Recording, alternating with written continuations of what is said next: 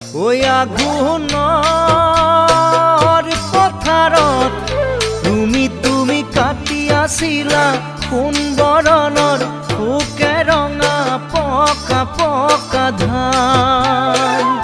ওই ধাননিৰ লগতে তুমি তোমাৰ জিলিকিছিল তেজে ৰঙা গুলপীয়া গাল।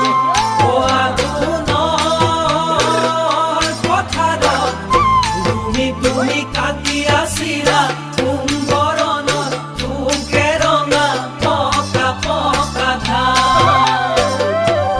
ধাননিৰ লগতে তুমি তোমাৰ জিলিকিছিল তেজে ৰঙা গুলপীয়া গাল।